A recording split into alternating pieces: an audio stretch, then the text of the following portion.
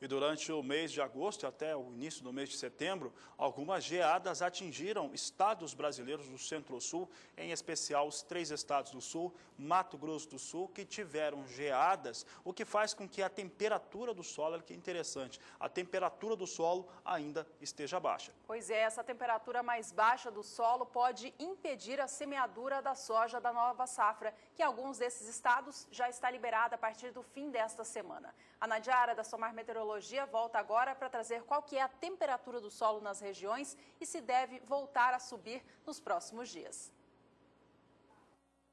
Em algumas áreas do Paraná e também do sul de Mato Grosso do Sul, a temperatura do solo está um pouco abaixo do ideal para o início do plantio da soja desta próxima safra. Isso porque o produtor ele precisa de uma temperatura um pouco mais elevada para aumentar o potencial germinativo da semente no solo. Agora, para os próximos dias, há expectativa para aumento das temperaturas em grande parte do Brasil. As temperaturas devem chegar a valores dignos de verão, passando dos 30 graus em boa parte destas áreas. Isso facilita o desenvolvimento, especialmente a germinação da semente, já que os combustíveis que a gente precisa, tanto para a germinação como para o desenvolvimento das plantas, são calor e também alta umidade. Para esses próximos 5 dias, a expectativa é que a temperatura fique bastante elevada em todo o centro e norte do Brasil e também no Nordeste.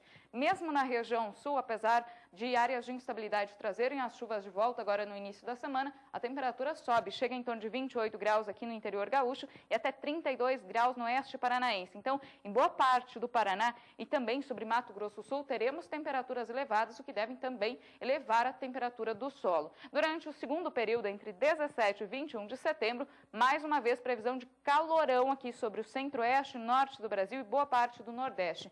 No Paraná, as temperaturas também ficam mais elevadas do que o normal para esta época do ano. Então, teremos sim uma rápida elevação também da temperatura do solo. Inclusive, em Mato Grosso do Sul, algumas áreas podem beirar a temperatura máxima de 40 graus. No sul do estado, a temperatura não sobe tanto, mas ainda assim vai fazer bastante calor a ponto de aumentar também a temperatura do solo para o plantio da soja. Durante o terceiro período, entre 22 e 26 de setembro, ainda a previsão de mais calor sobre o estado do Paraná, toda a área central e norte do Brasil. Então, teremos sim uma recuperação também da temperatura do solo nestas áreas que estavam mais frias sobre o centro-sul do Brasil.